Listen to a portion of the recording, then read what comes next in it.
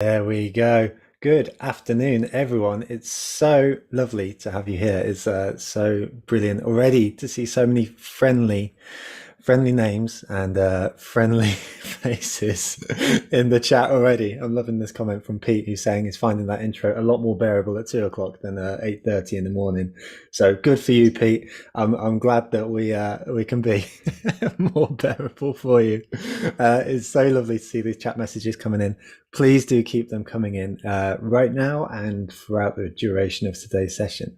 In fact, I should speak about that a little bit more because as ever, there are two challenges for everyone in attendance today. First challenge, it may be seven, but these things do not change. Please do keep that chat feature running and chatting and being positively lovely and listening to one another throughout the duration of today's session. As ever, Mary and I will be doing our absolute best to make you smile, to give you information that you need. But the second part of this is all about all of you, whether it's you highlighting a point that resonated or whatever it may be. The experience of the marketing meetup is very much about the community, and the community gets really highlighted in that chat feature. So please do make the best use of it throughout the duration. I'd love to see where you're tuning in from, as a lot of people already have. Secondly, do drop on social media after today's session your biggest takeaway. And the reason why I asked for that is threefold, really. The first is all about conversation afterwards. So the opportunity for every one of you to meet and chat and learn from one another and sort of share knowledge. Some of you may have taken different things from today's session than the others. So to have that opportunity on social afterwards is really important. And then the second, I lied, there's only two, is it's also how we grow the community. It's how we find more lovely people like all of you on the chat here today. This community grows through word of mouth and social media. So if you do share, it's doing us a huge favor in return for these free events. If those two challenges are lodged in your mind, all about keeping that chat feature buzzing, which is amazing. I can see Tyrone in South Africa. We've got people in Essex. I think we might Chorley Cake. I don't want to know what's going on there. Then please do keep that chat feature going, and please do share on social media. If that's good, let's go on with today's introduction of today's guest, who is one of my favorite people of all time. It is the most wonderful Mary Owusu. Mary is the founder of SEOsprints.com, where businesses can learn to accelerate their traffic and boost their leads using SEO sprints. Mary's SEO sprint system shrinks the time it takes you to leap your website to the top of Google by exposing and capitalizing on your website's unique pressure points. You may ask how, and this is where the sprint comes into things. Mary's sprints create an instant SEO scorecard for your website and then map these scores to your roadmap and checklist so you can finally get about outranking your competition. If you or your team are feeling overwhelmed by SEO or underwhelmed with your results, then I suggest Mary is a very lovely place to start. On a personal level, let me just say that Mary is warm, kind, articulate, blessed with clarity, and just, as I say, one of my most favorite human beings. I know you'll feel the same after today's session. I'm very nearly done. Today's featured sponsor, before we get going, is Impression. Impression are fabulous if you are looking for anyone to help you level up your digital marketing on a holistic level. You've got help with analytics, as we're speaking about today, but also PPC, SEO, a whole bevy of experiences and services. Impression are noted as one of the UK's most leading agencies, not only as for their performance, but also to work for. They've got offices in Nottingham and London, and honestly, they're just so lovely. Well worth checking out Impression too. Last thing for me to say is that we also, this session will run as a presentation and then a Q&A. So that means to say that we have a presentation element and then a Q&A. So do get your questions in to the Q&A feature, which is found down below. The way you do that is you wiggle your mouse and you'll see the question and answer feature, and get your questions in nice and early so Mary and I can help you too. With all that said, I'm now going to pass over to the very lovely, very amazing, very knowledgeable Mary Owusu. Thank you so much for being here. Joe, it's my pleasure to be here. And hi, everybody. It's so good to be back. I love spending time with you all. And as Joe said, if you have questions, please throw them in the chat. You do not have to wait till the end. Joe, please feel free to interrupt me at any point if somebody has questions that are relevant to what I'm talking about, but maybe I didn't see it. So I would really appreciate that. No problem. I'm on it. All right. Well, we're talking about everything GA4 today. And you guys know me by now. I like for you to be able to be here with me and pay attention and not be busy taking copious notes as I go through everything. So of course, I have a link for you right down there on the bottom of the screen that I am sharing. You can see get this presentation plus access to my free GA4 toolbox at go.seosprints.com/TMM. So please save that link. If you didn't catch it, I repeat it on just about every slide. So I'm going to make sure that you have access to it as we go along. All right, so that's how you can follow along with the presentation. You'll see the same slides that I'm showing here are available at that link. It's also listed down below here for you. All right, so there's a lot to cover today. I've always loved the field of analytics ever since I started my career in digital marketing. My career started with search marketing, and that is why SEO is the business that I run and it's the passion that I have. But analytics is an inevitable and it's just a part of digital marketing that you can never separate from any type of digital marketing, SEO included. And so from early on in my career, I've always been a huge proponent of analytics and measurement. And you can't just get a website to be number one on Google without immediately asking the question, what does that mean for the business? How did we get more goals, more conversions as a result of that number one ranking?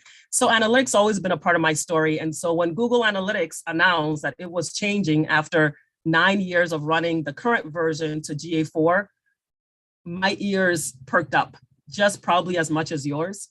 So what I want to make sure that we talk about today is the what's and the whys and the hows of GA4. So you walk out of here with real clarity about what you should do now, what you should do next week, what you should do later. Let's put some priorities in place and also some real action items. And I'm hoping that we can get through that today. So the what, this is our agenda. This is the what. We're going to start with the what. What is Google Analytics 4? It's also called GA4. What is it exactly? Why should I care? When and how? Here we'll talk about what do I have to do now and what can I wait on? What can I wait to do later? Also, how do I know that I'm doing those things correctly? And then after we go through those first 3 points, if you still have questions, I want to hear them. So definitely drop them in the chat as we go along. All right, let's get started with what is GA4 exactly? All right, so Google Analytics 4 is, well, before we talk about Google Analytics 4, let's talk about what Google Analytics is, okay? We are all probably familiar, but it's important to mention that GA or Google Analytics is the most popular software that businesses and marketers use to understand how people use their websites. You all are probably familiar with GA.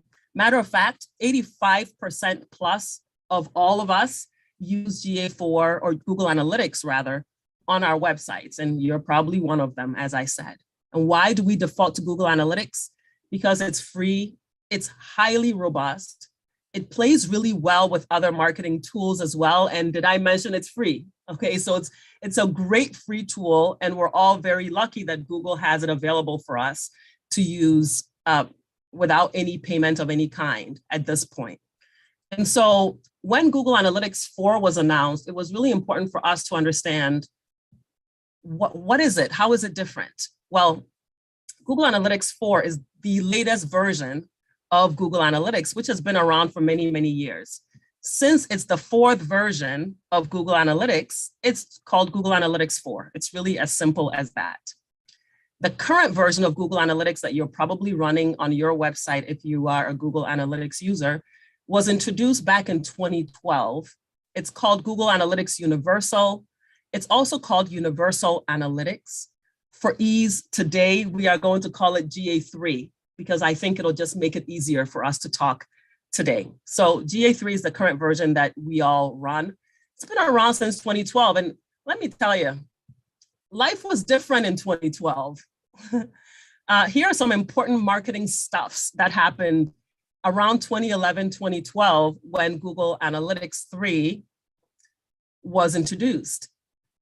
That was the year that Facebook went IPO. That's the year everybody said MySpace died and Facebook took over. That was 2011, 2012 timeframe. It's been a while. It's also the year that Google Plus was launched. If any of you remember, Google Plus was supposed to be Google's answer to Facebook. It was going to be the biggest social network out there, and it has since died. But 2012 is when that tool was introduced by Google and launched. Netflix was also founded around that time. And 4G was the big thing. Everybody was talking about how 4G is the big new way of communications. And as you all know, we are now in 5G mode and 4G is long forgotten. The other thing that I have on the screen here is the screenshot here, which says that early in 2012, Facebook and Twitter were lambasted by marketers for not providing them with enough detail to accurately measure the ROI of their campaigns. We were very data focused. We wanted more data from these platforms. We were all about, give me as many segmentations as possible so I can really market to this person who lives in this place and has these needs. We were very data centric and very much about acquiring as much user data as we could. Very different from where we find ourselves today, right? Where we are sort of on the opposite side of things. We are a bit more focused on this cookie-less world now. The whole pendulum has shifted and people don't want to share their data. People are very attuned and very focused on privacy and, my data is my data. And I'm sure you know this, you're living this in the UK. You're living this in Europe more so than I am in the US. So you're very aware of this. You're hyper-focused on this. The pendulum has completely shifted. And really the world of data, the world of marketing has changed. And what Google recognized was that its platform was not up to date with the current needs of society and of marketing as a whole. Google actually released GA4 in 2019, 2020. It was released 2.5 years ago. Even though it might feel like it's just now released, it was released 2.5 years ago. There are businesses that have been running GA4 for 2 to 2.5 years now. And when Google was introducing GA4 back then and even up to now, the focus was, how do we maintain compliance? How do we play in this new world where data is not going to be as available for collection? Also, the way that we interact with mobile devices, think about Netflix was just invented back in 2012, was just introduced back in 2012.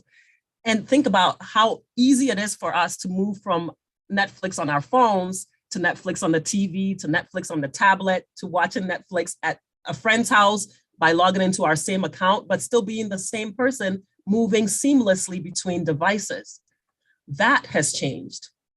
Google Analytics 3 was built in such a way that if you wanted to track a user on a website, you had to use a different set of code, a different tracking system than if you were tracking that same person on a mobile app. If you had to use a mobile app analysis or reporting, you were using Google Analytics for Firebase. It was a completely different tagging system. And I'm sure most of you are more familiar with regular Google Analytics than Google Analytics Firebase, because that was mainly for apps. So Google said, forget Firebase, forget for websites. We're going to bring all those two things together and create GA4, which can be used to track any type of device, whether it's an Apple device, whether it's an Android device, but also whether it's an Apple application, an Android app, an Apple App Store app, or a website. It doesn't matter. Now everything can be tracked through one single interface. So you as a business can understand how your entire product suite is functioning. Some people even say Google Analytics 4 is a product analytics tool and not necessarily just a marketing analytics tool. Some people have coined it a product analytics tool because it can truly tell you about all your products, your website, your apps, your mobile site, all of it is all measurable in a much more succinct way. So that's another way that GA4 is fundamentally different from GA3. GA4 is also predictive analytics focused. So GA4 will look at your data and what's happening and actually make suggestions to you about things you should do differently. It can even anticipate future growth for you and help you make decisions about how to spend money better and more wisely as a marketer.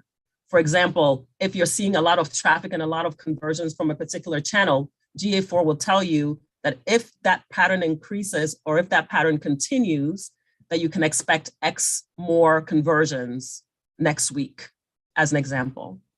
So those kinds of predictions are built into GA4 that were not in GA3. And the final point on the slide is that GA4 is built from the ground up. It truly is from scratch, developed from zero. GA1, 2, and 3 were all built from the same code base. So once the world changed so much, GA4 was Google realized it could not continue to just layer on from the base that it had used to build GA3. So it's a completely different system altogether. The mindset and the approach are entirely different from just a pure coding perspective. So what does all this mean? To be really blunt and be really direct, GA4 is a complete learning curve to GA3.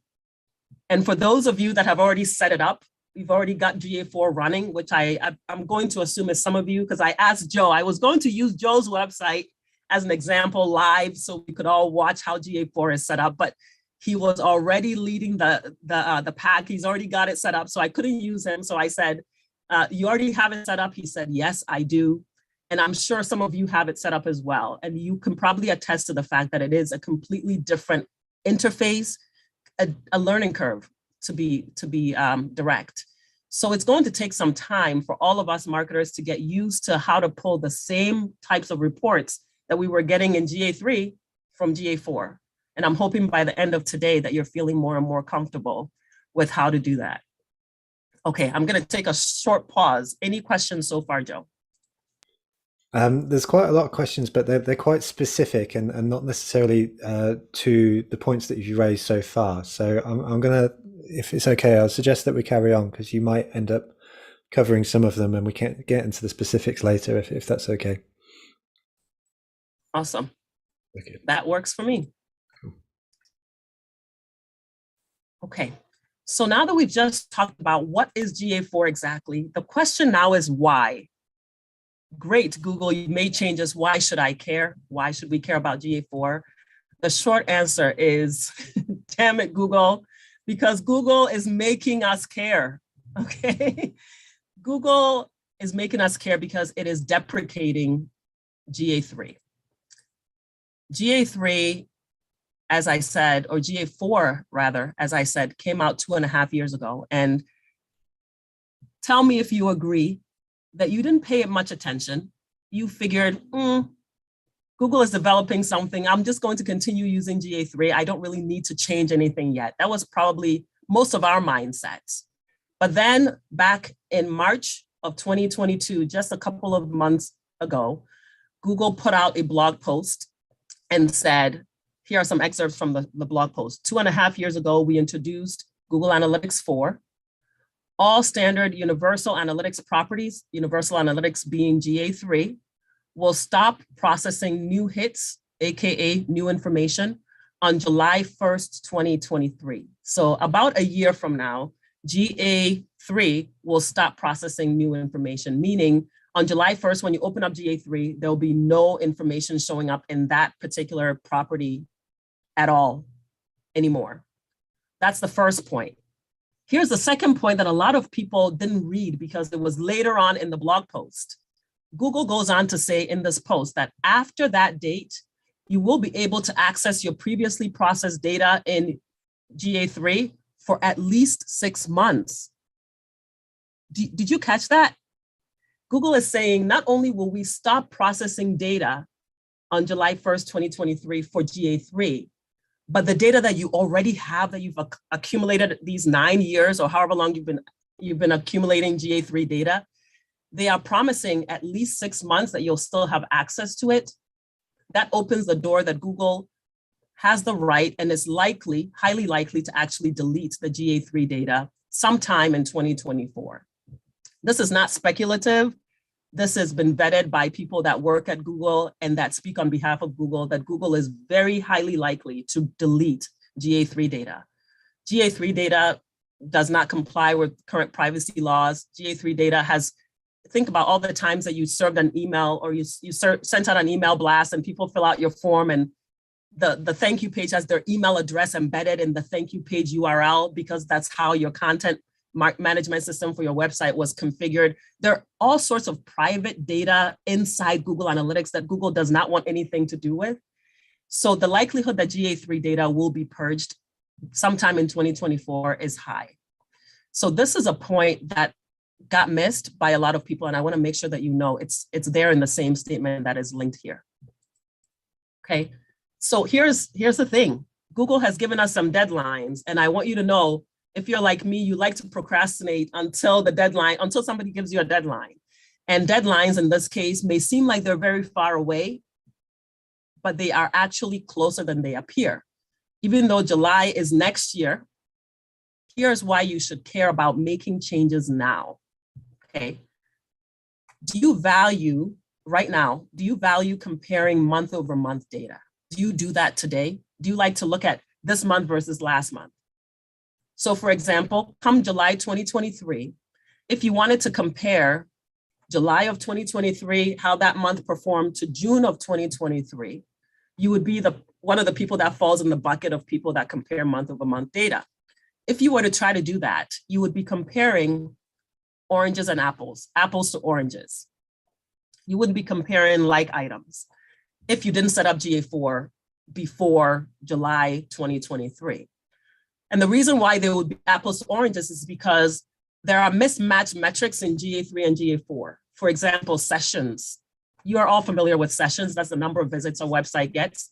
GA4 measures sessions differently from GA3. It's very likely that sessions numbers are lower in GA4 than they are in GA3, simply because of how Google Analytics 4 collects GA4 data. For example, with Google Analytics 4, listen to this, you won't believe this. In GA4, if somebody is on your website and that person is on your website at 11:59 p.m. and they continue to be on your website until 12:05 a.m. the next day, GA4 will recognize that that is the same session. GA3 counts those as two separate sessions.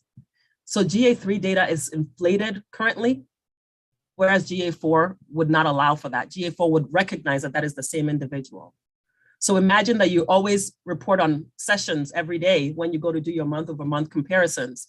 Your numbers will immediately be lower for GA4 than they are for GA3 without that knowledge of tracking it month over month to really see what the trend looked like from now until then. Also, there's a lack of comparable, let me not forget bounce rate. Bounce rate is a metric that currently does not exist in GA4. Rumor has it it's going to be reintroduced, but right now it doesn't exist. So if your current reports look at GA3 bounce rates and you want to make sure you report on that, that is currently not in GA4. So you wouldn't be able to measure that month over month. Also, GA4 does not track goals the same way as GA3. So if you were to compare month over month, if you waited and didn't turn on GA4 right now, and you come next year, you want to compare June to July, you wouldn't be able to look at your goals in GA4. They simply wouldn't exist. If you set up GA4 in July next year, your goals just wouldn't exist. So you wouldn't be able to say, we had this many more conversions than last month, wouldn't exist. So you got to set it up now. There are other costs besides just the lack of understanding of the data and the lack of the metrics. There's also the cost of rushing to get this done. We've all been there as marketers where you decided not to do something and now you really have to do it. Now you're paying the highest price for a consultant, or you're putting a lot of man or women hours behind this project when you've got other deliverables to do, right? So the implementation rush and the cost of that to the business is a real tangible cost.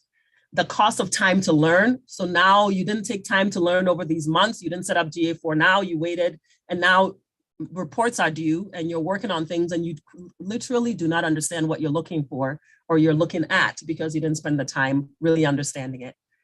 And then the cost of not impacting the business decisions. In other words, because you weren't prepared, because you don't understand the data, you can't be influencing business decisions on an ongoing basis, right? Today, if I know how my Google Analytics is performing and I can understand my traffic channels, I can make some decisions. We're all used to making decisions based on GA data. But if you don't set it up right away and have the data to work with, every month that you don't have the GA4's rich reports, the predictive analytics, the custom reports, the things that are built into data help you make better decisions. Every day you're losing out on the opportunity that you could have had to make better decisions. So if you're somebody that likes to compare things month over month, this is what you stand to lose if you don't set up GA4 before July 2023. The same list applies if you're someone who likes to compare data year over year. If you want to look at 2023 year compared to 2022, same thing, same list of things. You're in the same boat where you cannot compare things apples to apples. You're comparing oranges and apples simply because you didn't set things up early enough.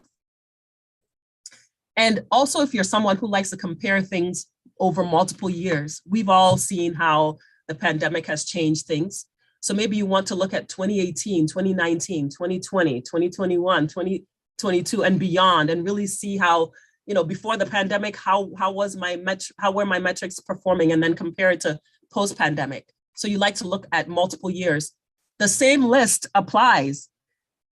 So no matter what type of reporting you do, even if you do ad hoc reporting where you just log in once in a while and you just kind of pick things, honestly, the data would not exist, and what does exist will be hard to compare. Your only solution, regardless of your reporting process and your reporting cadence, is to set up GA4 now. And I mean now, when I say now, I mean yesterday. Set it up as soon as possible, and also turn on the free BigQuery integration. And I'm going to show you exactly what I mean by that as we're talking today. Because BigQuery allows you, Google Analytics 4 rather, includes BigQuery integration for free. And it allows you to essentially push all your data that you're collecting into a data warehouse where it lives, where you can go and manipulate it and then display it into Google Data Studio, or if you use another visualization tool, you can use that as well. But essentially, it's a storage place for all your raw data to live, and you can push GA3 data in there as well, so that you don't actually lose it when it gets deprecated come July 2023 or beyond. Okay, so the why you should care, I hope has made sense to you. And again, any questions, Joe, you just stop me. Otherwise, I'll keep going. Keep going. The last All right. says, Mary, you're just wonderful. These tips are amazing, and we're only a few slides in, so thank you. So I think that's encouragement to continue. Awesome. Okay, now what do you have to do now? Okay, now we know Google is making us care. Damn you, Google, you're making us care about this. You're a free product, but you're such a good product. We feel we have to go this route. And by the way, if you're someone who's thinking, is this a time to start looking at alternatives to Google Analytics? There are some alternatives out there, but none are as robust as GA4. There just isn't. And the ones that are equally robust do not play well with a lot of those other tools that you might be using that might be a part of Google's ecosystem. So you might go and sign up an account with Motomo, or you might sign up an account with Adobe Analytics, or you might sign up an account with Piwik.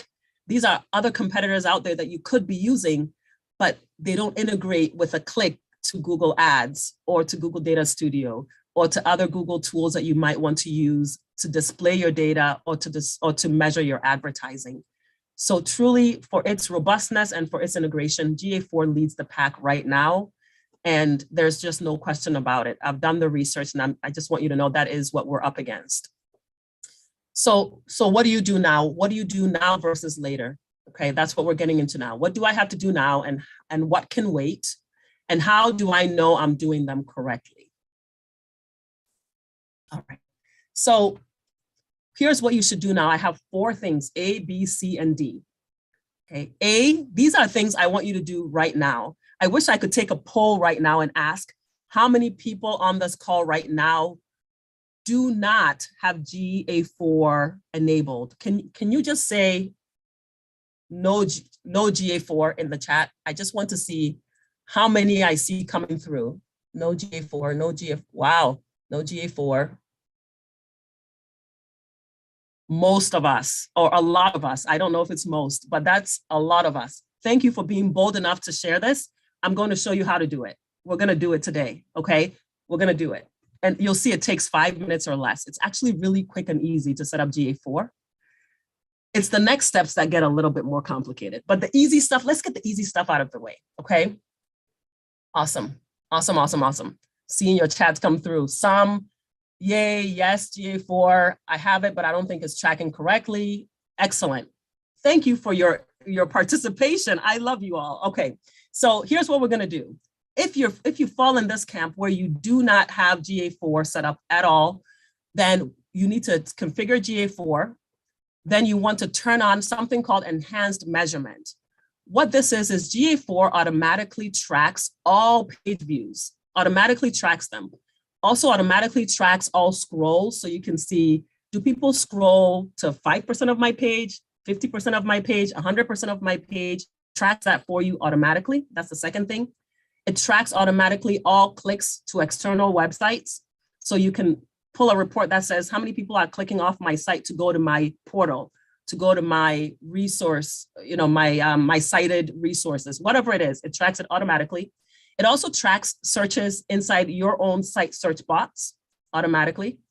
It tracks, if you have YouTube videos embedded on your site, it tracks those video plays and tells you how long people are playing those videos. So you can get a sense of engagement with your videos, automatic tracking. And it also tracks any file downloads, any PDFs you have on your site, any zip files, anything downloadable off your site. Google Analytics 4 immediately finds all of these 6 metrics. They're called enhanced measurement metrics, and it tracks them automatically. So we're going to turn that on. And then the last thing we're going to do together is turn on Google Signals if your company complies.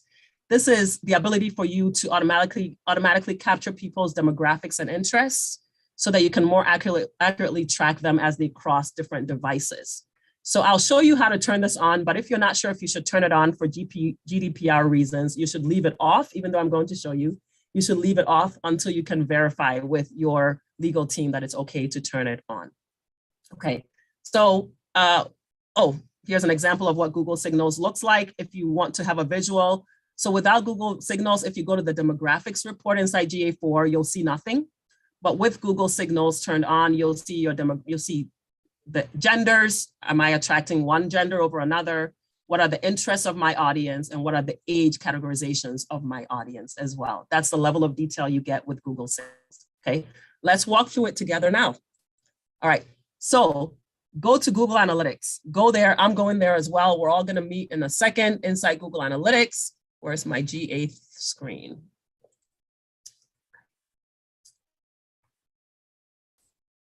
All right, here I am. This is bringing it over. This is live. Fingers crossed, we all do it right and we all get success. Okay, so when you log into your Google Analytics 3 account, your regular Google Analytics account, you're going to see at the bottom the word admin. Yes? You click admin. I'm looking to get any feedback that anybody has for me. Like if you don't see admin when you log in, whatever it is, I want to hear you. Okay, yes, great. Thank you. All right, so log in, you'll see admin. You'll see this, when you click admin, you'll get a screen like this. Quite literally, the quickest way to set up a GA4 account is to click create property. GA4 doesn't have views like GA3 had. You just click create property. And you're going to be able to give your property a name. You might actually see a button that says create GA4 property. That might be what you see, okay? So you're going to click that button if that's what it says, and then you're going to be able to name your GA4 property. So in my case, I already have it set up, but I'm just going to create another example, live GA4 sprints live example. Select your time frame or your time zone and hit next. Yes, GA4 setup assistant. Yes, if that's what you see, click on that. GA4 setup assistant, if that's what you see. All right, so I'm going to, for me, it's asking me to choose the size of my business and asking me to choose other things as well. Like, what do I want GA4 to help me measure? I can skip this. I'm just going to click create. All right, Jennifer, you see, based on your current tag setup, you need to install new tags on your on your site to use GA4. You are like 4 steps ahead, which is great. Which is great. My steps, I think, look a little bit different because I've already set up a property and I'm trying to set up a new one. So I think my steps are a little bit different. But if you click that Get Setup Assistant button, I think it immediately creates a GA4 account for you. And then it says you have to install a tag. Yes. All right. So let's see. What are you seeing on your screen right now? Somebody's seeing, I need to install more tags. Tell me what you're seeing.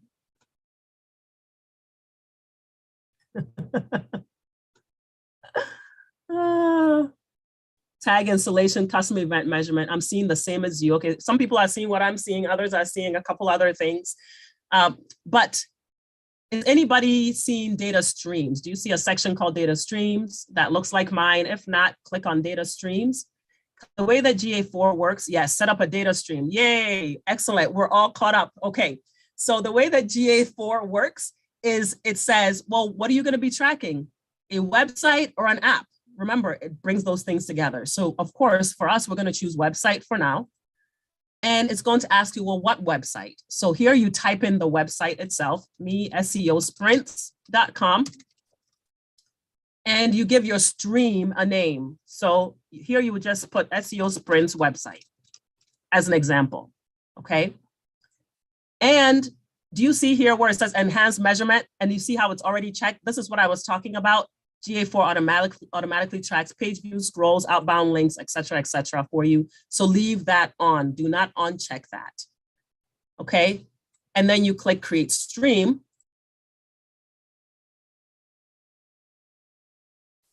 And you have created a stream. Basically what you've done is you've created an instance in Google Analytics 4 for Google Analytics 4 to start tracking, but there's only one small problem.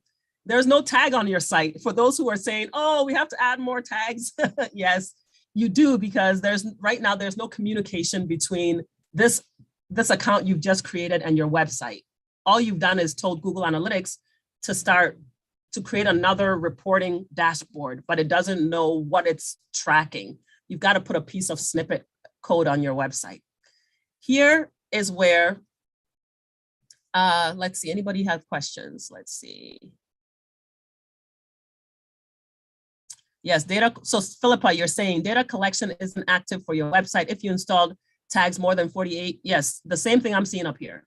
It's not installed. So you're in the right place. If you're seeing information that says it's not installed, it's because it's not installed. We haven't done the installation yet. Okay, that's exactly where you should be. There are 2 ways to install Google Analytics 4 tracking code on your website. Okay.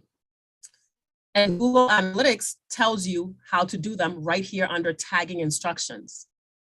You don't need a special guru to tell you how to tag your site. Google Analytics tells you there are 2 ways. The first one is if you have never put any code on your website, any Google Analytics code or any Google Tag Manager code on your website, then you're operating under this one that says add new on-page tag. If, however, you have existing Google Analytics or Google Tag Manager tag on your website, then you're going to follow the instructions under this section. That's it. So for me, I'm going to walk you through the example for people that have Google Tag Manager set up, because that's what I have. But know that if you don't have Google Tag Manager set up, you would just click the Google Analytics option and Google tells you how to then paste the code directly into your site without going through Tag Manager. I know, Ray, GTM is immense. Google Tag Manager is immense. There's a lot inside Google Tag Manager, but it's also digestible if you just if you just go in and do what you need and get out. GA4 or Google Tag Manager is actually quite easy to use if you just focus on the simple things you need to do. Some people do very complicated things inside GA4, but I don't, and I think most of us shouldn't either. Okay, so when I go into GA4, I keep saying GA4 when I mean Tag Manager. When I go inside Tag Manager, again, I already have Tag Manager set up for me. So I am following use existing on-page tag, and I'm following these instructions. Literally, Google is telling me what to do. It says, go into your Tag Manager, click Tags and click New, then click Tag Configuration and select GA4 Configuration. So I'm just gonna go to Tags New, Tag Configuration, and select GA4 Configuration. Watch this. Tags, New, here's my new tag. I could have gone to Tags here and clicked New. I could have also just clicked the new tag on the previous screen, okay? So Google says, now click Tag Configuration and click GA4 Configuration. So I click into this tag configuration box and I click GA4 Configuration. So far, so good. Now it says, now enter this measurement ID. This is unique to me.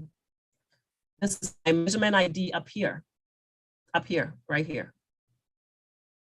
So this is the measurement ID that Google Analytics has pasted down here for me. So it's saying, enter this inside this box, okay? And then it says, now set a trigger to all pages and then save and publish your tag. That's it. So I'm going to do triggering. I clicked on the triggering box, okay? Oops, my chat window got too big. I clicked inside this box. I clicked all pages. Now I'm going to name, before I click save, I'm just going to name my tag. So I'm going to say GA4 configuration, just to give it a name. All tags in Google Tag Manager require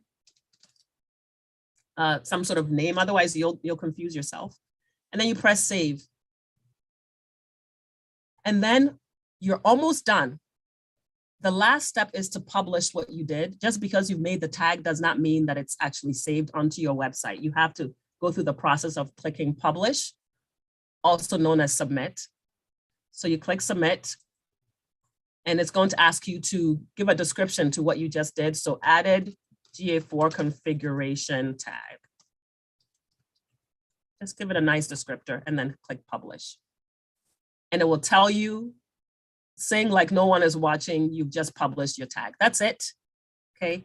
If you've never set up GTM before, or if you're kind of lost because this is not your way of doing it, or you don't have access, somebody else does it at your business, whatever your reason is for being stuck on GTM, the GA4 toolbox that I mentioned that you're gonna have access to on the link that I'm providing, I will walk you through how to set up GTM. I promise you, I will help you out. So don't worry about it if you're a little bit lost here. I will give you the step-by-step for your scenario to make sure that you can get GTM working for you, okay? So rest easy, you'll be good. So now if I go back to my workspace inside GTM, I should be able to see, if I go to tags, I should be able to see that there are no workplace changes. It used to say that I had one change that I had made, but now it says 0 because the change that I made was published. So now I don't have any lingering draft changes, okay? So that's all you do. And then when you go to your website, what you can do is, if now I go to my website and I look under GA4 reports, I'm going to switch to GA4 reports just so you can see, this is how I test to see if my tag is working. GA4 has real-time reporting just like GA3 did. And here we go. If I go to reports and I go to real-time, I should be able to see activity on my site under the real-time reports. And that's a way to verify. If I go to my site right now, SEO Sprints, I should be able to trigger the real-time reports showing up here. So that's a quick way to verify that the GA4 tag is working, okay? I'm going to go ahead and delete the tag that I made in GA4, in GTM, because that's the second tag I've made. So I'm going to just check the box, click delete, and delete it. So I don't have two instances of Google Analytics 4 running on my site, okay? So that's how you do it. And that's how simple it is. Again, if you lost me or if I lost you, the information is going to be available in the toolbox. As far as the data, the Google signals, I mentioned you can go to data settings. You can go to data settings, select data collection, and you can click this get started button.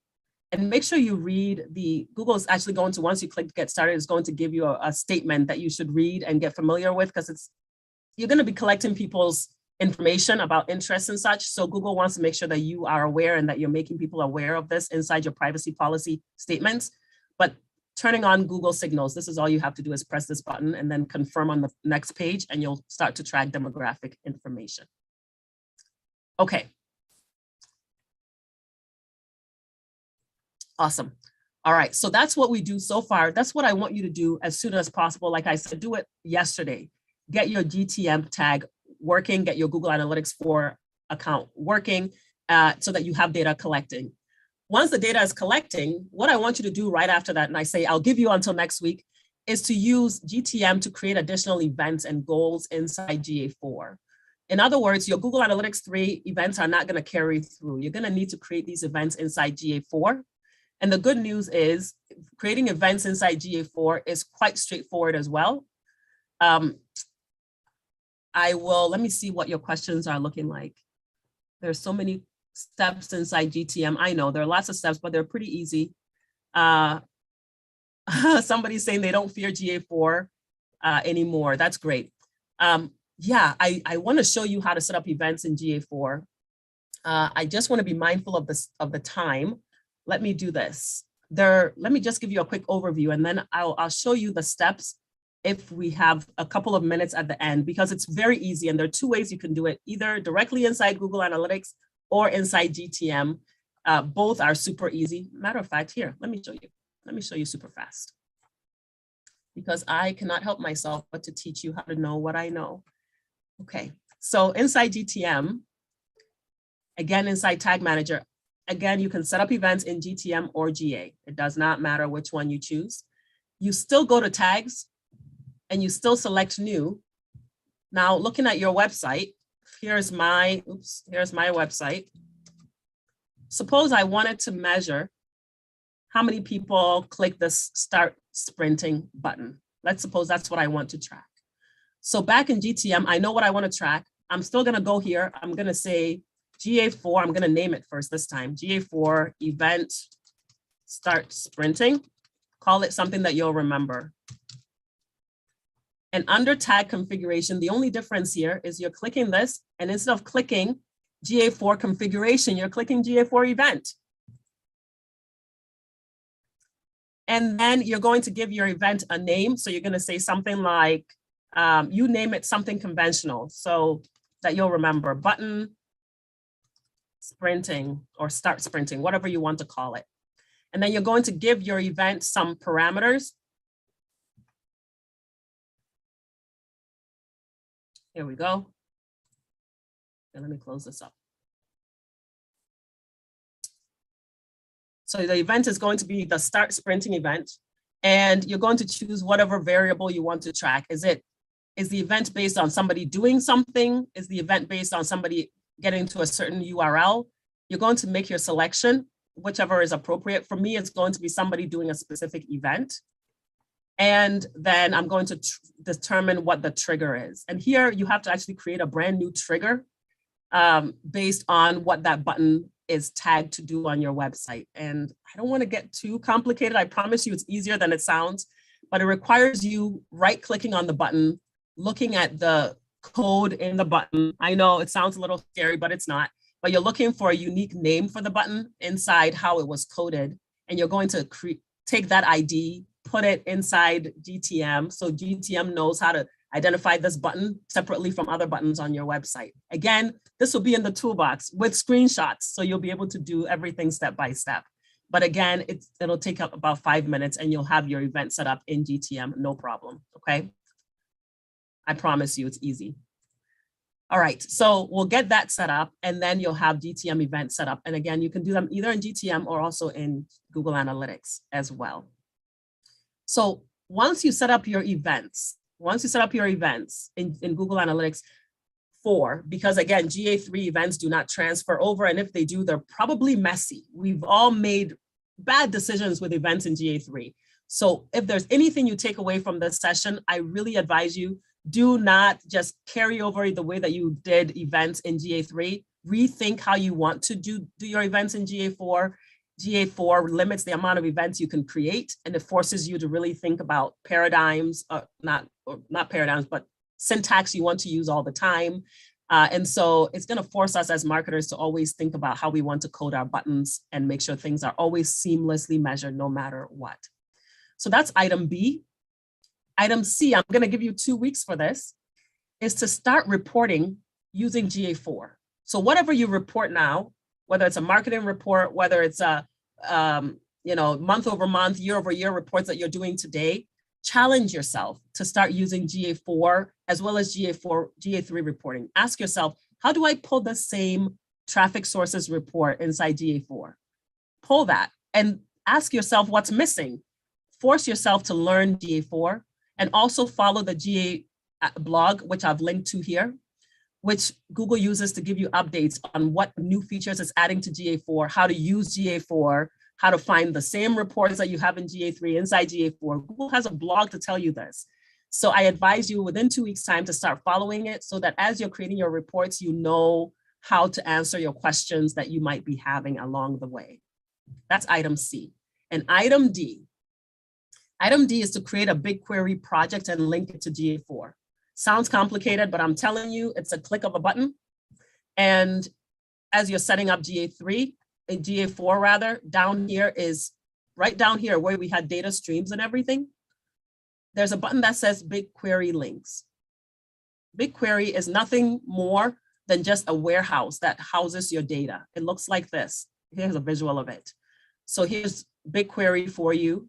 Any data stream that you have, any data source that you have, whether it's Google Analytics, which is this icon here, or whether you've got data living in Google Sheets, whether you've got data living in Google Analytics 3, Facebook, anything, you can force all of that information to get dumped inside BigQuery, and Google Analytics 4 gives you BigQuery access for free. And yes, there are some storage limits and there are some querying limits, but the limits are so large that even if you have to pay for them, you're paying just a few dollars, like tens of dollars for most of us, not hundreds, not thousands, even if you were to exceed those storage limits. So when you turn on BigQuery, again, free through GA4, you then dump all your data from GA3 and GA4 inside BigQuery, and then you can visualize it through Data Studio or whatever tool you have, so that if you want to purge data, if your business wants to purge data every 12 months, every 2 months, whatever it is, you still have the clean data living in a data warehouse, which is BigQuery, for you to do any analysis that you may need to do. This is more advanced, but the first step is just to create a BigQuery account and click that button. And then the data gets stored. And then later on, you can start to create reports out of it, but at least get the data to start getting dumped inside BigQuery, because then you can use it later. Okay. So with that, I'm going to just stop and make sure I answer all your questions. Let's talk about your questions in the time that we have, and I'm happy to answer them for you. Let's dive in. Mary, in fact, I'm going to read it verbatim here because there's a comment here from Jennifer who says, Mary, you are amazing. And you know what? Mary, you are amazing. Thank you so much. Ryan says, Mary has done amazingly to cover all of this in 60 minutes. So, so much. I think there's an awful lot of folks right now who are very, very, very grateful. So thank you. People have been singing your praises throughout. Yeah, and are right now as well. So thank you very much. We have 23 open questions, but I've just been looking through them as the talk was coming to an end there, and quite a lot of them are either quite specific or stuff you've already covered. So the 23 looks more intimidating than it is. So I'll ask this first question, and maybe after that we'll maybe not look at specific platforms, because in fact I feel like HubSpot and Shopify are the two that people are asking about. So Jemima is the most upvoted question that says, what's the best way to integrate GA4 into HubSpot CRM and a WordPress website? It feels quite specific, but then there's also a few questions about Shopify. So is there like a universal sort of truth that exists on these integrations, or is it quite specific based on the platform? You know what? So GA4 or BigQuery integrates with a lot of platforms. So quite literally, you could Google BigQuery integrations and see a list of all of those integrations. If HubSpot or Shopify are not in the native integrations, guess what?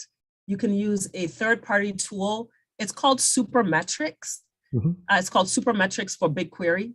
And it's a tool that costs about $200 a month to use. So you can just buy it for a month and use it for what you need. But it's a middleman that allows you to connect to BigQuery, any data source that's not directly natively integrated. Great. All right. So those are the steps to take. First, Google query integration, see if they're native there. And if not, then look at Supermetrics and use that as your middleman. That's brilliant. We've got Nick in the chat feature saying Supermetrics is brilliant in capital letters. So it sounds Yes, like there's been a I see that, Nick. It is. I love that. So there was a question that came in really early on from Alicia, but it was the next one that's the most upvoted. Nick is only sending messages to hosts and panelists presently, so not everyone can see this. But Nick says the caps were accidental. Sorry. Anyway, back to the question from Alicia, who says, "What can I do when so many people don't accept the cookies? I can barely do any analysis on stuff on our shop, and since we have a little number of people actually accepting the cookies, so does GA4? You probably covered this, but there was so much. Does GA4 sort of mitigate this issue around cookies?" Yes, GA4 does. So what GA4 does is it recognizes the cookieless world that we are entering and that we are very much in, and it fills those gaps in. So it doesn't need to collect a cookie. It can still identify that this particular entity, this individual, is the same person that is moving from this device to that device. So without collecting any private information or even without collecting a cookie, it can still fill in the gap and understand that that individual is the same. Obviously, it's obscuring the individual's private information. So this is something GA3 currently cannot do. When somebody says, I do not want my cookie collected, GA3 shuts down. Right. GA4, on the other hand, fills in those gaps. It's built to do that. Wicked. That's very reassuring. Cool. Next question. In fact, I think you've referred to it a few times throughout the presentation, and it's still down the bottom, folks. So be sure to go to go.seosprints.com/TMM, as I suspect this will be the answer to this question. But it is, what are some of the best resources you have used to learn more about analytics and GA4, Mary? Fabulous question. So yes, inside the toolbox, I'm going to give you the same resources that I use to learn about GA4. One of the best ones is actually Google's blog itself, where they're directly telling you what to do. The other one is I learn by doing. So anything I can't figure out, for example, I'm constantly pulling SEO reports. I need to see this SEO report and this SEO report inside GA3 and GA4. Anything I don't see, I Google it. And I look for an answer. How do I find my specific search engines inside GA3 the way I saw them in GA4, or inside GA4 the way I saw them in GA3? And so I'm always learning. And anytime I see a publisher answer my question, I add them to my list of publishers that I should constantly go to and refer to others. So in the toolbox, I'm going to give you the same list of people that I'm listening to and that I'm watching, so that you are also as up to date as I am. Amazing. I love it. I love the organization there as well, to be as mindful as that. That's really admirable. Good for you. I'm now going through all the questions. I feel like, your gift, if I may, Mary, and it's probably wrong for me to put this upon you, but I just love how you communicate, because you're so clear. And so there've been so many questions here that I can see in the chat feature. And what I'm going to do is make sure we capture them, just in case there's any that we can go back and answer retrospectively. But right now, it does look like quite a lot of them are quite similar questions. So I don't want to be going through the same again and again. So what I'm going to do is I'm going to suggest that we keep to our hour, if that's okay with you. And we capture these questions, and I'll send them through to you. And if there's anything there, then folks will be able to find you on LinkedIn and potentially you've either got content for weeks, or you can answer those questions directly, if that's okay. I'd love to. I'd be happy to answer any questions I didn't answer already. Thank you so much for your time. I love your attitudes and your positivity in the chat. And I hope that we connect. I hope you connect with me on the website and that I can send you this toolbox when it's available.